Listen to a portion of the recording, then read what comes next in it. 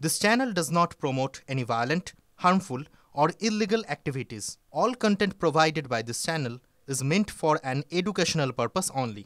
বাহ এবার হয়েছে স্বাদ। হ্যাঁ, অপূর্ব স্বাদ। এমডিএচ এর চাঙ্কি চাট মশলা, জীবনে আসল স্বাদ জাগলো। আসল মশলা এসএস এমডিএচ।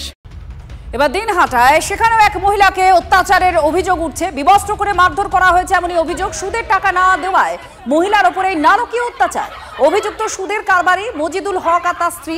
দীর্ঘক্ষণ পরেও পুলিশ না আসায় এলাকায় বিক্ষোভ দেখানো হয়। অভিযুক্তের বাড়ি ঘেরাও করে বিক্ষোভ দেখান স্থানীয়রা। অভিযুক্তকে পুলিশের হাতে তুলে দেন স্থানীয়রাই।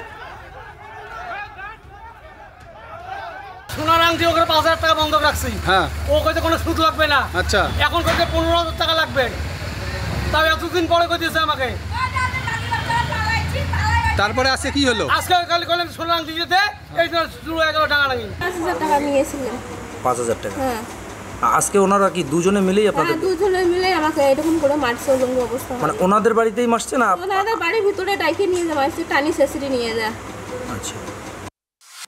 এবার ব্যারাকপুরের খবর। সেখানে তৃণমূল নেতার দাদাগিরির খবর আপনাদের দেব। ব্যারাকপুরের শিউলি পঞ্চায়েত, সেখানকার পঞ্চায়েত সদস্যের স্বামী, তিনি এই দাদাগিরি করেছেন বলে অভিযোগ। এক মহিলাকে মারধর করার অভিযোগ রয়েছে তার বিরুদ্ধে। গুরুতর জখম অবস্থায় আইসিইউতে ভর্তি ওই মহিলা।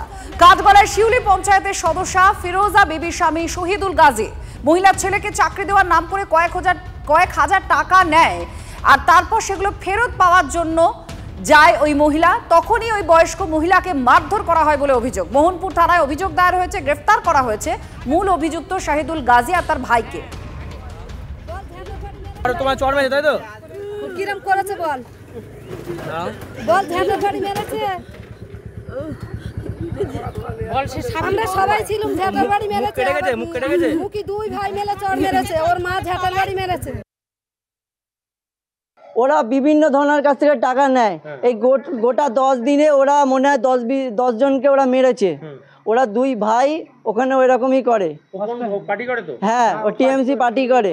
ওর বউ শিউলি পঞ্চায়েতের মেম্বার, আর ও সেই এটা পাওয়ারটা ইস্তেমাল করে। শহীদুল গাজী আমাদেরকে পদে পদে ধমকি দিচ্ছে। ওনাকে এইভাবে মারা হয়েছে, আমরা কোনো রকমভাবেই মেনে নিতে পারছি না। আজ আমার শাশুড়িকে মেরেছে, কালকে আমরা বৌমা হই, আমাদের ওখান থেকে যাওয়া আসা আমাদের নিরাপদ হয়ে যাচ্ছে। আমরা এর প্রশাসনের কাছে মানে কড়াভাবে আইন মতো আমরা বিচার চাই। আমার জানা নেই, শুনলাম এই ব্যাপারটা। তবে যদি কোনো মহিলা গায়ে হাত দেয়, এটা ভারী অন্যায় কাজ হয়েছে এবং তার আইনত ব্যবস্থা যেন সব গভর্নমেন্ট নেবে এবং আমার পার্টি সিদ্ধান্ত করবে যেটা করায়। আগে অনেক অভিযোগ আছে শুনেছি। আপনারা তাকে কিছু বলেন? দেখুন, আমরা তো বলতে পারি না, আমরা বললে হবে। আরও তো আমাদের গ্রামবাসী আছে না, তাদেরকে বলতে পারবো ওইভাবে। এবার পশ্চিম মেদিনীপুরে, সেখানেও অভিযোগ উঠছে তৃণমূলের বিরুদ্ধে একজনকে মারধর করার। এক সিপিএম এর প্রবীণ নেতাকে মারধর করা হয়েছে খড়গপুরের শহরে রাস্তায় ফেলে।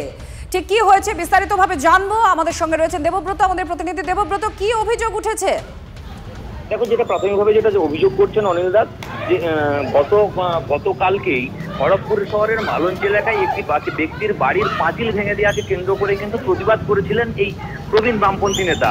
আর তারপরেই তাকে আজকে সকালবেলার দিকে অফিস টাইমে কিন্তু তাকে মারধর করা হয়েছে, প্রকাশ্য রাস্তায় ফেলে মারধর করা হয়, যেমনকি জুতাপেটাও করা হয় এই প্রবীণ নেতাকে। এবং অভিযোগ কিন্তু তৃণমূল নেত্রী বেবি কোলের বিরুদ্ধে। যার বিরুদ্ধে অভিযোগ, তার সাথে আমরা যোগাযোগ করার চেষ্টা করছি, তিনি কিন্তু কোনোভাবেই ফোন রিসিভ করছেন না। কিন্তু এই যে অভিযোগের পরিপ্রেক্ষিতে ইতিমধ্যেই কিন্তু ওখানকার প্রাক্তন বিধায়ক তথা তৃণমূলের কাউন্সিলর দৃঢ় প্রতিবাদ জানিয়েছেন। তিনি মনে করছেন যে এই ভীম দাস অর্থাৎ অনিল দাস, তিনি সমস্ত জায়গাতেই সাধারণ মানুষের পাশে গিয়ে দাঁড়ান যে কোনো বিষয় নিয়ে। এই ধরনের মানুষকে এই ধরনের মারধর কোনোভাবেই সম্ভব নয়, যেটা খড়গপুরের কালচারও নয়। খড়গপুরের শহরে ইতিমধ্যেই থানায় কিন্তু অভিযোগ দায়ের হয়েছে। গোটা ঘটনাটা নিয়ে পুলিশ ইতিমধ্যেই তদন্ত শুরু করেছে। ধন্যবাদ। যে প্রতিবাদ করবে তাকে প্রাণে মেরে ফেলো। এই পরিবেশটা তৈরি করার মধ্য দিয়ে যাতে কোনো প্রতিবাদ না হয়, তার একটা চক্রান্ত চলছে এই তৃণমূল দলের পক্ষ থেকে। আমি প্রশাসনের কাছে দাবি করব 12 ঘন্টার মধ্যেই 4 জন যেন অ্যারেস্ট হয়, এবং যে ঘরটা ভেঙে দেওয়া হয়েছে, দেওয়াল পায়খানা বন্ধ করে দিচ্ছে, তার দেওয়াল দেওয়া হয় এবং পায়খানাটা চালু করা হয়। যদি না হয় 12 ঘন্টা পর আমরা বামপন্থীর পক্ষ থেকে বৃহত্তর লড়াইয়ের জন্য আমি প্রস্তুতি নেব। যেটা হয়েছে এটা অন্যায় হয়েছে, আমরা কোনোদিনই ব্যক্তিগতভাবে সমর্থন করি না। আপনারা কি দলের কাছে এটা জানাবেন যে তৃণমূল কাউন্সিলর তারা দেখবেন? আমি শুনলাম, শুনেই আমি থানাতে এলাম। কেন ভিমদার সাথে আমাদের সবার সাথেই সম্পর্ক আছে, এমন তো বলবো না যে নেই। উনি যে কোনো রেলের যে কোনো সমস্যা নিয়ে থাকে, তো আমি যা শুনেই এলাম। মানে এটা হওয়া উচিত না, যেই করে থাকুক অন্যায় করেছে। আপনাদেরই দলের? হ্যাঁ, আমাদের দল অবশ্যই। যদি MDH কিচেন কিং কিচেনে থাকি তো আমরা যা ইচ্ছে তৈরি করতে পারি। বেগুনের ভর্তা, আলু কপি, ভিন্ডি মশলা, আরো অনেক কিছু। MDH